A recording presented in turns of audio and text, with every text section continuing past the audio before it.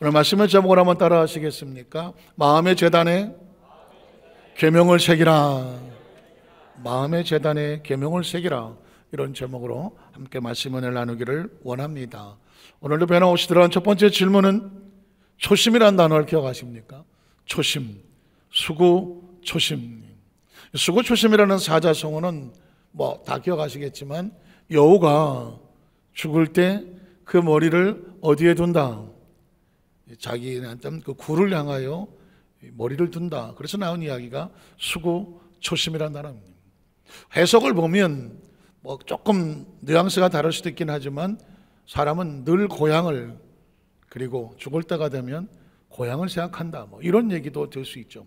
그러나 한문 그대로 보면 초심이라고 한다는 처음 마음이거든요. 가장 중요한 것은 죽을 때뿐만 아니라 매 순간마다 우리가 이 처음 초심을 찾는 게 중요합니다. 이 초심은 원리가 될 수 있고 원칙이 될 수 있습니다. 혹시 프로야구 보시나요? 아주 예전에, 요즘은 좀 못 보지만 예전에는 이승엽이라고 하는 선수가 있었는데 일본 제1리그에까지 가서도 뛰기도 했었습니다. 그때 어느 인터뷰를 하는 걸 제가 기억에 남아요. 리포터가 이승엽 선수에게 제1리그 끝나고 시즌이 끝나고 비시즌에는 뭘 하십니까? 혹시 그동안 못했던 여행도 가고 친구들을 만나고 맛있는 음식도 먹고 그럴까요? 그랬더니 이승엽 선수가 이렇게 얘기하더라고요. 저는 비시즌이 더욱 바쁩니다. 왜 그러냐면 끝나자마자 무조건 한국으로 와서 타격 코치를 찾아간대요. 자기의 타격 스윙을 제일 잘하고 있는 코치를 찾아가서 그 시즌 동안에 어떻게든 시합을 해야 되니까 고칠 수가 없지만 비시즌에 와서는 끊임없이 타격의 가장 기본적인 자세를 되찾으려고 끊임없이 하루에 타이어를 몇천 번씩 두드려 대가면서 스윙 폼을 고칩니다. 이렇게 얘기하더라고요. 프로는 다르다. 제일 중요한 것은 가장 기본적인 원칙으로 돌아가는 거구나. 그러고 보니까 타이거 우즈라고 하는 골프 황제도, 오죽하면 골프 황제라고 말하겠습니다. 그 사람도 시즌이 끝나면 뭘 할까? 그게 아니더라고요. 쉬지 않더라고요. 그 사람도 자기 스윙폼을 제일 잘 알고 있는 코치를 찾아갑니다. 그리고 자기 스윙폼을 끊임없이 점검을 받고 뭐가 비틀어졌는지, 뭐가 달라졌는지 원칙으로 돌아오려고 계속 비시즌에는 초심, 원리 원칙을 갈고 닦습니다. 신앙생활도 하나님은 우리에게 초심을 요구합니다. 오늘 성경 본문을 보면 이스라엘 백성들이 아이성에서 대패를 하지 않았습니까? 그리고 하나님께서 아간을 제거하고 다시 아이성을 승리하게 만들었습니다. 그러면 승리에 도취하도록 놔두지는 않습니다. 하나님은 너의 마음속에 가장 기본적인 초심이 뭐냐? 초심이 뭐예요? 계명입니다. 하나님과의 관계를 정해놓은 계명을 마음판에 새겨라. 그걸 요구하시더라고요. 여리고성을 대승리했을 때 초심으로 돌아갔다면 아이성 실패하지 않았습니다. 그런데 아이성을 대패하고 나고도 다시 초심으로 돌아가니까 승리를 만들었습니다. 오늘 저와 여러분의 상황이 기쁜 일도 있고 슬픈 일도 있고 두려운 일도 있고 큰 일도 있고 작은 일도 있을 겁니다. 중요한 것은 어떤 상황이든지 우리 마음에 무엇을 품어라? 초심이에요. 그리스도는 매 순간 마음 가운데 계명을 새깁니다. 오늘 성경의 첫 번째 보면 이 계명, 하나님의 율법은 무슨 내용인가?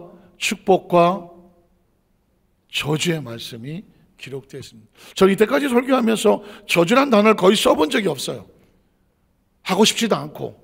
그런데 오늘 성경에 제대로 만났습니다. 계명은 무엇과 무엇으로 이루어져 있느냐? 축복과 저주가 같이 있다고 말하는 것입니다. 그러니까 축복만 알아서는 계명을 모르는 거예요. 그 안에 어떤 저주가 있는지를 정확히 알아야 정말 소중한 계명을 지키게 되는 것이죠. 작은 첫 번째로 하나님을 위하여 새롭게 새 돌로 제단을 쌓아라, 이렇게 명령하셨습니다. 자, 여호수아 8장 30절로 31절입니다. 그때 여호수아가, 그때가 언제예요? 아이성이 전투에서 다시 회복하고 승리했습니다. 마음껏 잔치하고 판을 벌일 상황이 아니에요. 제일 중요한 건 뭐냐? 여호수아가 이스라엘 하나님 야훼를 위해서 에발산에 한 무엇을 쌓았더라? 제단을 쌓았습니다. 제단은 예배와 같고 예배는 하나님과 온전한 관계를 회복하는, 오늘 이 시간에 우리 앞에 하나님께 나와서 거룩한 주일 성수는 그냥 어쩔 수 없이 의무가 아닙니다. 하나님과 우리 사이의 신앙의 고백입니다. 주님 앞에 예배는 여러분을 통하여서 난 하나님의 사람입니다. 나는 하나님 앞에 나와 있습니다. 하나님의 말씀 안에 거합니다. 이걸 신앙 고백하는 게 뭐라고요? 예배입니다. 이스라엘 백성도 마찬가지입니다. 아이성에 승리했다고 할지라도 우리가 힘이 있어서, 재수가 좋아서, 운이 좋아서 승리한 게 아니에요. 하나님께서 우리를 승리케 하셨으니 하나님의 영광을 받아 주시옵소서. 신앙의 고백이 제단이었습니다. 자, 제단을 쌓았으니 그 다음 절에 보면 이런 야훼의 종 모세가 이스라엘 자손에게 뭐한 것 같이 명령, 다른 말로 말하면 계명입니다. 모세 율법책도 다른 말로 말하면 계명입니다. 기록된 대로 쇠 연장으로 다듬지 아니한 쇠돌로 만든 제단이라. 왜 아무 돌이나 갖다 놓고 제단을 쌓지 않을까요?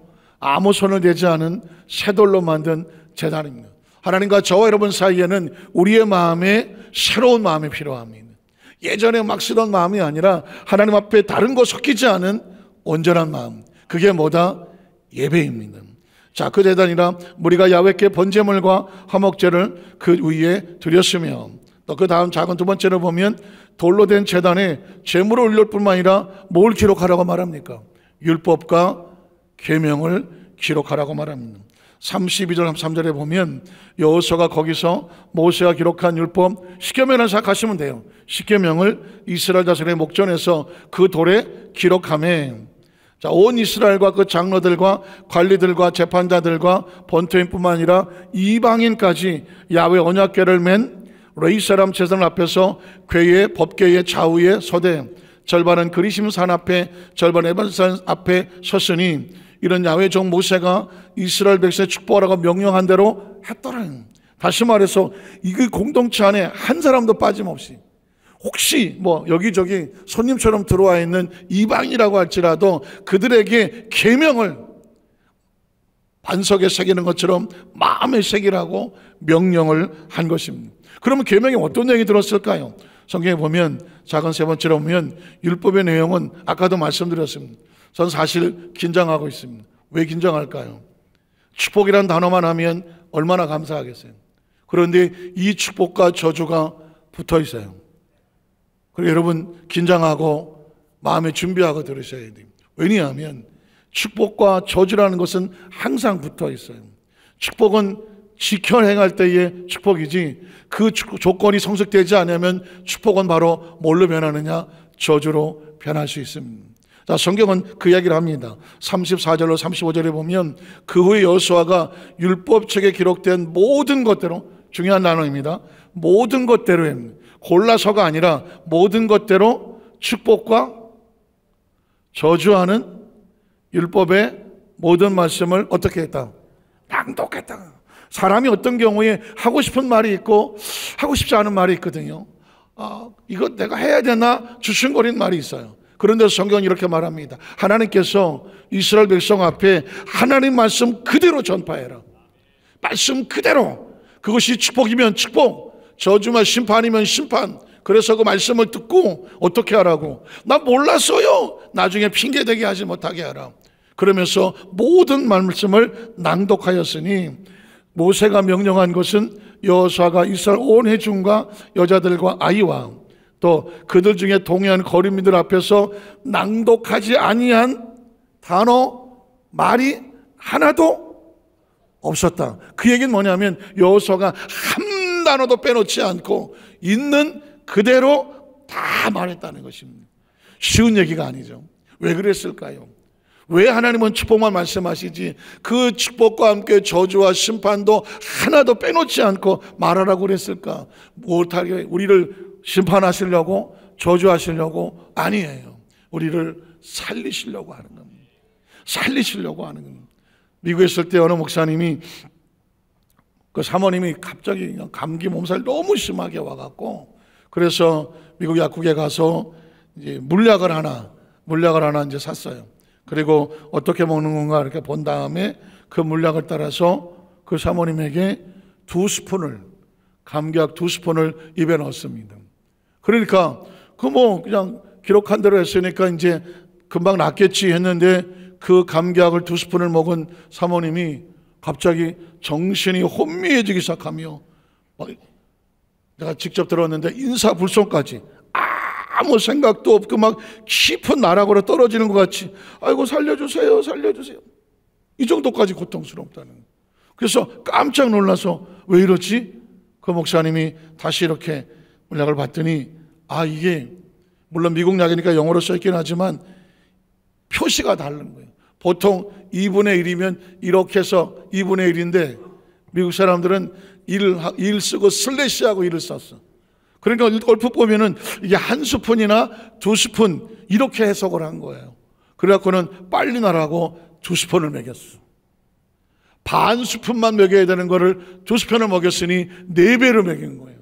그 독한 감기약을 4배를 먹였어. 그러니까는 그 사모님이 정신을 못 차리고 막 아이고 싶어서 따뜻한 물을 가져다가 그 물을 계속 먹여서 마시게 해서 해독을 시켜나니까 한 30분 지나니까 사모님이 정신이 돌아왔어.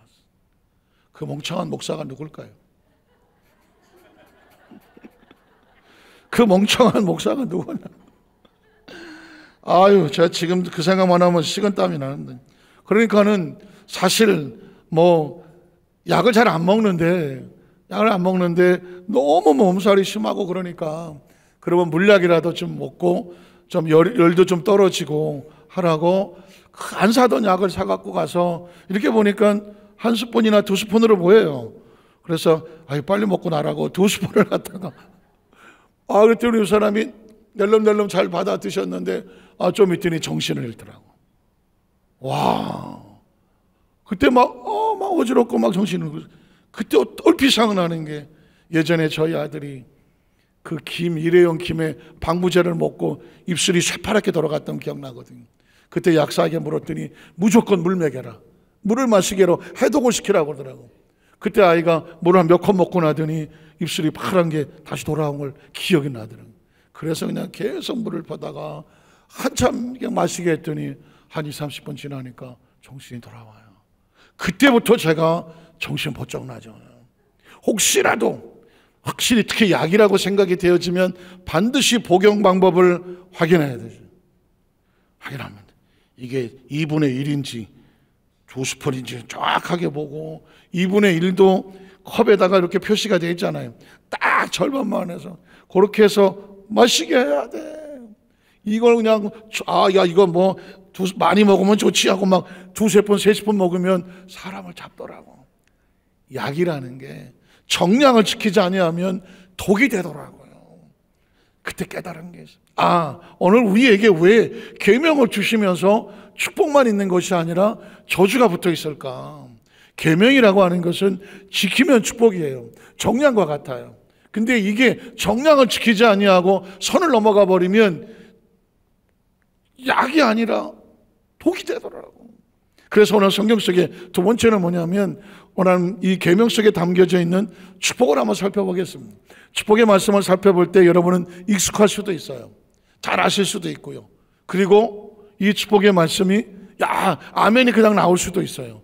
그런데 이 축복의 말씀을 읽으면서 무슨 생각을 하셔야 되냐면 나를 향하신 하나님의 마음이 마치 약의 원래 효과가 치료에 있는 것처럼 계명의 원래 효과는 뭐예요? 축복에 있는 거예요. 자, 그 축복의 내용을 한번 살펴보겠습니다. 자, 말씀에 순종하면 세계 모든 민족 위에 뭐하게 하리라? 뛰어나게 하리라. 정말 그렇게 될까? 신명기 18장 1절에 보면 네가 내 하나님 야훼의 말씀을 삼가 듣고 내가 오늘 내게 명령하는 그의 모든 명령을 지켜 행하면, 삼가 듣고 지켜 행하면 제일 먼저 나는 축복이 뭐냐면 네 하나님 야훼께서 너를 세계 모든 민족 위에 뛰어나게 하실 것이라. 우리 성가대 아멘 나온다. 아까 2부 때 그랬더니 아무도 아멘을 안 해요. 저도 아멘을 못했어. 너를 안산에서 뛰어나게 하실 것이다. 이러면은 가능성이 있지 않을까? 뭔가 기대가 될 텐데 아니 언감생심 너를 세계 모든 민족 위에 뛰어나게 하실 것이라. 성가대만 하면 이게 아멘이 쉽게 되지가 않잖아요. 근데 제가 이걸 경험한 적이 있거든요. 제가 지금 한 40년 전쯤 생각이 돼요. 한 85년 전쯤 돼야 되는데 그때 신학생 때였어요. 신학생 때였고 여의도 교회학교 교사 봉사할 때인데 제가 아는 신학생들이 동기들하고 선생님들 가운데 의정부 송오리 뒤쪽으로 한참 가면 무슨 그 아는 전도사님이 있는데 그 전사님한테 영적 교류도 하고 가끔씩 뭐 상담도 하고 기도를 받으러 간다는 거예요. 그래서 뭐 따라가자 해서 저도 그냥 아무 생각 없이 따라갔어요. 따라갔더니 참 그분도 신령하긴 신령한 분이었더니 뭐 관악산에 늘 기도하러 다니신 분인데 어느 날 마음에 무조건 시외버스 타고 포천이나 의정부 쪽으로 가라 그러더래. 그러면서 거기 내려서 거기다 교회를 개척하라 그러더래. 그래서 교회를 개척해서 평생을 개척하셨다가 이제 은퇴하시고 조그만 이제 집에 계시는 분이더라고요. 영문도 모르고 따라갔는데 신기한 거는 한 70도 넘어 보이시는 할머니 전도사님이 그 당시 아주 오래된 TV에 AFKN을 보고 계시더라고. 난 깜짝 놀랐어요. 70 넘으신 전사님이 영어 방송을 보고 계셔. 그래서 저는 뭐 그냥 뒤에 따라가서 이러고 앉아 있는데 아이고 같이 가시면서 기도를 해주셔요.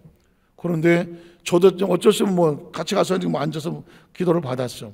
그랬더니 그 할머니 전사님이 저를 보더니 이렇게 말하는 거예요. 이 총을 하나님이 크게 사용하셔서 은빛 날개를 타고 세계를 누빌 것이며, 저는 거기서 은빛 날개가 뭐야? 제주도 못 가 비행기를 안 타봤어요. 그 은빛 날개라는 의미도 잘 모를 때였어요. 은빛 날개가 뭐야? 그걸 타고 세계를 다닌대. 내가 비행기를 타고 세계를 다니면서 부흥회를 한다고? 그때 제가 어떻게 했을 것 같아요? 좀 심한데? 심하지 않겠어요? 아니 신학생 때 한치 앞도 모르겠고 내가 어떤 사역을 하게 될지 정말 내일을 모르는 상황이에요. 내일 일은 난 몰라요. 다 하루하루 먹고 사는 그런 정말 눈물로 기도할 수밖에 없는 신학생이었는데 무슨 비행기를 타고 세계를 다니면서 복음을 증거하고, 그래서 그 당시에는 하나도 안 믿었어. 나는 그 사라의 심정을 알겠더라고. 내년 이맘때에 네가 아들을 낳을 것이다 그랬더니 사라가 아이고 100살에 90살에 뭔 사는 그 심정을 내가 알겠더라고. 제가 그런 심정이었거든요. 그런데 세월이 지나서 보니까 뭐 제가 전 세계를 다 다녀본 건 아니지만 뭐 미국, 캐나다, 또 남미, 멕시코, 또 유럽에 또 뭐 동남아시아, 호주, 어쨌든 아프리카 거의 많은 나라를 다니면서 비행기를 탈 때마다 가슴이 뭉클거리는 거예요. 한치 앞을 모르던 연약한 존재였는데 하나님께서 한 거 하나 있다면 딴 거 뭐 있겠어요? 말씀 붙잡고 선한 것이죠. 사명 하나 붙잡고 선 것인데 하나님께서 세계 모든 민족에 뛰어나게 하신 건 잘 모르겠지만 사용을 하시고 계시더라고요. 제가 이 말씀을 조심스럽게 드리는 것은 우리 여도 소환사교회 손을 가슴속에 생각 속에 비결은 딴 데 있지 않아요. 말씀을 삼가 듣고 순종하고 지켜 행하면 하나님께서 들어주시고자 하면 막을 사람이 없어요. 여러분 자신을 바라보지 마십시오. 형편을 바라보지 마십시오. 여러분의 자녀들을 스스로 내 자식이 뭘 아니에요. 하나님 말씀합니다. 조건은 하나예요. 말씀을 삼가 듣고 지켜 행하면 내가 너를 세계 모든 민족 위에 뭐하게 하신다? 뛰어나게 하시는, 우리가 뛰어난 게 아니에요. 그분이 뛰어나게 하실 것이며, 또 두 번째 축복에 보면 복의 근원으로 영향을 미치게 하리라. 2절로 6절에 보면 내가 네 하나님 야훼 말씀을 청종하면 이 모든 복이 누구에게 임하여? 너에게 임하고 너에게는. 저는 이 축복이 우리 여도 소환사교회 성도들에게 임하시기를 주의 이름으로 축원합니다. 왜냐하면 사람들은 요행과 제수 뭐 어디 좀 따라가서 기대려고 들잖아요. 근데 크리스찬은 하나님의 복은 네가 복이다. 네가 복이야. 너로 인하여 너의 가정과 사업과 직장에 영향을 미칠 수 있는 축복의 통로가 될지어다.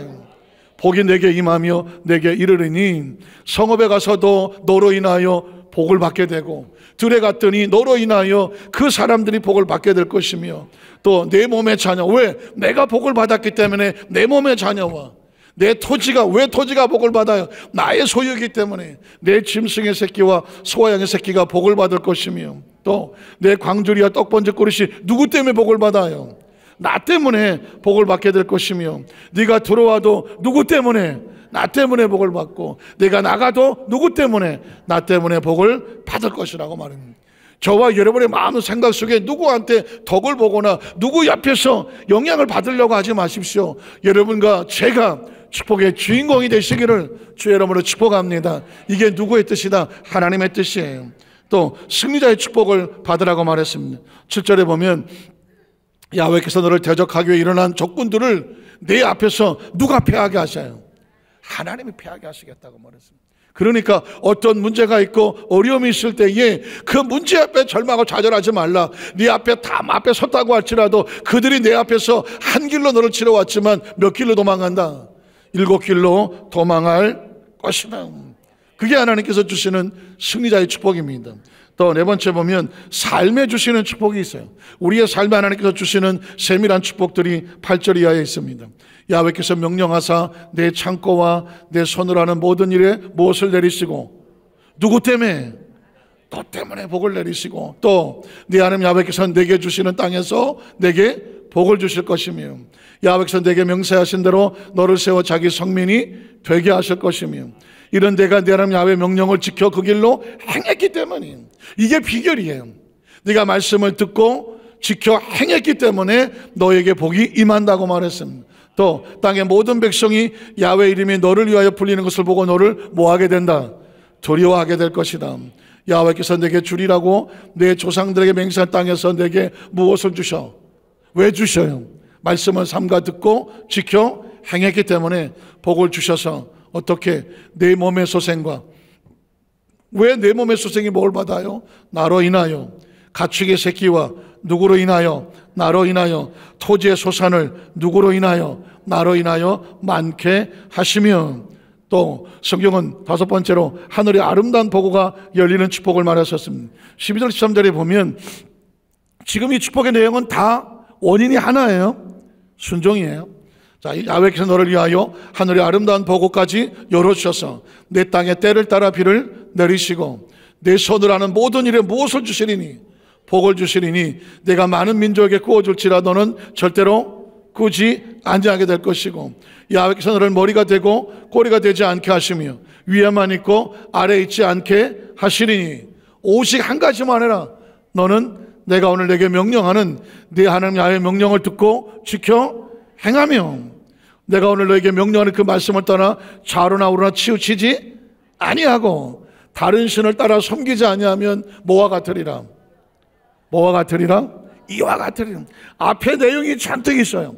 그런데 이 원인이 뭐냐? 비결이 뭐냐? 말씀을 삼가 듣고 지켜 행하며. 제가 어렸을 때 보니까 저희 어머니가 이 구절을 아주 입에 달달 대서요. 그냥 제 남동생을 놓고 맨날 이렇게 기도했던 생각이 나. 머리 대고 뭐 꼬리 되지 않게 위에 있고 뭐 그때는 이게 무슨 말인가 그랬더니 지금 생각하니까 부모는 자식을 놓고 그런 간절한 기도가 필요해요. 그리고 그 부모는 하나님 앞에 뭘 해야 될까요? 삼가 듣고 지켜 행해야 돼요. 그래야 뭐가 있을까요? 하나님의 축복이 그 자신과 자녀들에게 임하게 될 줄로 믿습니다. 자, 이 축복의 키워드가 뭐라고 말했어요? 순종이라는 거예요. 자, 어느 집에 신방을 갔더니 그 집 강아지 이름이 순종이더라고. 우리 집 강아지 이름이 순종이다?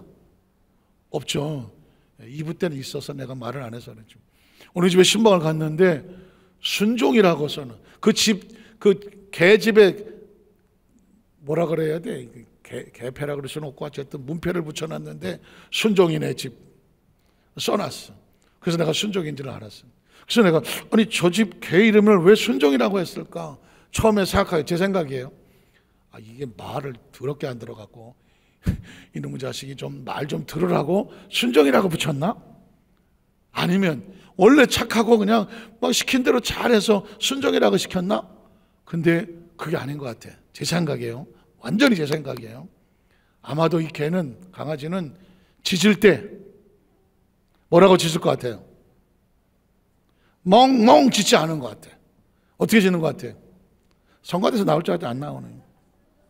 순종해라! 순종해라! 그럴 것 같아. 그 아마 저는 그렇게 들릴 것 같아요. 앙앙앙 짖는 게 순종해라! 순종해라! 아까 이거 하다 목 쉬었어. 순종하라. 그럴 것 같아요. 그래서 그 집사님이 순종이라고 지었을 것 같아요. 근데 가만히 생각해 보니까 정말 누군가 개가 됐든 앵무새가 됐든 누군가가 됐든 간에 저와 여러분의 이 머릿속에 절대로 떠나지 아니하고 항상 울리고 있어야 될 단어가 있어요. 뭐 해라? 순종해라! 순종해라! 왜냐하면 성경 속에 아무리 많은 내용이 있어도요, 여는 키워드는 하나예요. 뭐 해라? 좀 개소리 좀 해봐요. 여러분, 순종해라, 순종해라. 이게 마음속에 성령님께서 하나님 어떻게 할까요? 다른 거 없어. 하나님 우리 자식이 머리 되고 꼬리 되지 않게, 위에 있고 아래에 있지 않게 하시고, 세계 모든 민족이 뛰어나고, 알겠다고, 다 알겠다고. 그런데 이 모든 것들이 이와 같으려면 방법은 하나예요. 뭐 해라? 그래서 그 순종한다는 것이 마음판에 새겨지는 계명인 거예요. 이걸 마음에 새기라는 거예요.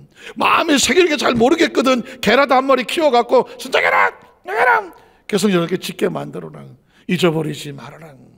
그래야 그 다음에 세 번째가 뭐가 있냐면 저주의 말씀이 나와요.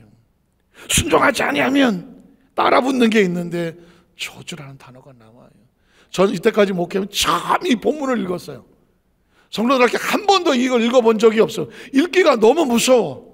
그리고 입에 올리는 것도 참 너무 마음이 아파. 그런데 아까 말씀드렸습니다.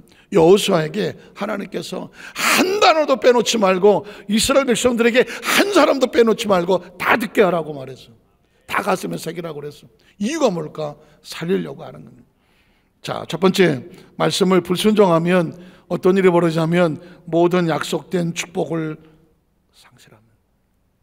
신명기 18장 15절 19절에 보면 네가 만일 네 하나님 야훼의 말씀을 순종하지 아니하여 내가 오늘 내게 명령하는 그의 모든 명령과 규례를 지켜 행하지 아니하면 이 모든 저주가 내게 임하면 내게 이를 것이니 내가 성읍에서도 저주를 받으며 들에서도 저주를 받을 것이요 또 내 강조리와 떡반죽 그릇이 저주를 받을 것이요 내 몸의 소생과 내 토지의 소생과 내 소와 양의 새끼가 저주를 받을 것이며 네가 들어와도 저주를 받고 나가도 저주를 받으리라. 뭐 하지 않으면 말씀을 삼가 듣고 지켜 행하지 아니하면 두 번째, 말씀을 떠나면 모든 질병이 공격을 해옵니다. 20절 이하를 보면 내가 악을 행하여 하나님의 계명을 잊음으로 내 손으로 하는 모든 일에 야훼께서 저주와 혼란과 책망을 내리사 망하며 속히 파멸하게 하실 것이며 야훼께서 내 몸에 연병이 들게 하사 내가 들어가 차지할 땅에서 가나안 땅인데 마침내 너를 멸하실 것이며 야훼께서 폐병과 열병과 염증과 학질과 한재와 풍재와 썩는 재앙으로 너를 치시리니 이 재앙들이 너를 따라다니면서 너를 진멸하게 할 것이다.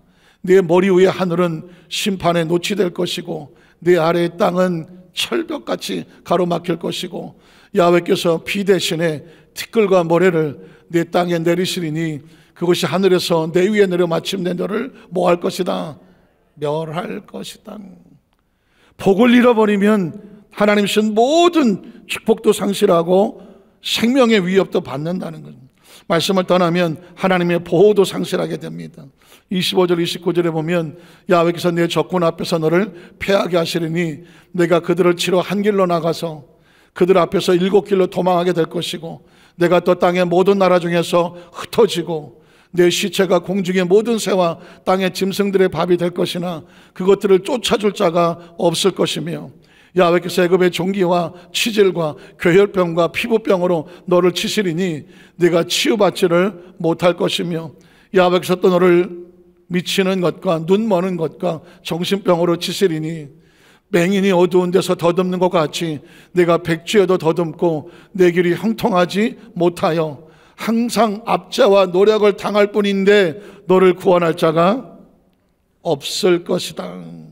말씀을 떠나면 항상 압제 속에 살게 됩니다. 31절을 보면 내 소를 내 목전에서 잡았으나 내가 먹어보지도 못할 것이고 내 나귀를 내 목전에서 빼앗겨도 도로 찾아갈 방법이 없을 것이며 내 양을 원수에게 빼앗길 것이나 너를 도와서 찾아줄 자가 없을 것이며 내 자녀를 다른 민족에 빼앗기고 종일 생각하고 찾음으로 눈이 피가 나야지나 내 손에 아무 힘이 없을 것이며 내 토지의 소산과 내 수고로 얻은 것을 내가 알지 못하는 민족들이 빼앗아 먹겠고 너는 항상 압제와 학대를 받을 뿐이니 이러므로 내 눈에 보이는 일로 말미암아 내가 미칠 것이다. 야훼께서 내 무릎과 다리를 쳐서 고치지 못할 심한 종기를 생기게 하여 발바닥에서부터 정수리까지 이르게 하시리라. 이 모든 원인이 무엇에서 왔어요? 말씀을 떠나 지키지 아니하는 것부터 왔습니다. 뒤집어 말하면 이 모든 상황을 바꾸려면 어떻게 해야 되냐면 말씀을 삼가 듣고 지켜 행하면 이 모든 것으로부터 어떻게 벗어날 수가 있는 거예요. 그러니까 계명이라고 하는 것은 우리를 살리기도 하고, 계명은 우리가 계명을 지키지 않으면 계명 밖으로 나가면 우리의 삶에 처절한 아픔이 다가올 수 있습니다. 그래서 내 삶에 벌어지는 이 문제의 원인이 무엇인가를 정확하게 분석하고 계명으로 돌아와야 우리 생명이 안전하게 되는 줄로 믿습니다. 미국의 어떤 교회에서 벌어진 일인데요, 이제 제 얘기 아니에요. 제 얘기는 아니고 다른 교회에 있었던 일인데, 교회 목사님 가운데 여러 성도님들이 있는데 그 중에 뭐 다 신앙이 좋거나 다 봉사하거나 그런 성도들이 있지는 않잖아요. 어떤 성도는 뭐 전혀 뭐 신앙이 그냥 교회 나오기는 하지만 뭐 신앙인인지 아닌지, 그리고 뭐 바쁘면 뭐 안 나올 수도 있고 뭐 나올 수도 있고, 자기 중심적으로 계명과 말씀 안에가 아니라 본인의 생각 살아가는 그런 성도분이 한 분이 계셨어요.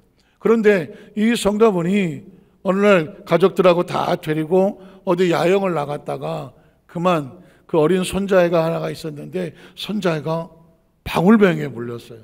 미국에는 이 사막이나 이런 건조한 지역에 가면 방울뱀이 많아요. 저도 여러 번 본 적이 있는데 캘리포니아도 방울뱀이 많아요. 방울뱀이 있는데 방울뱀에게 물리면 거의 즉사하기 쉽습니다. 살짝 물려도 몇 시간 안에 죽습니다.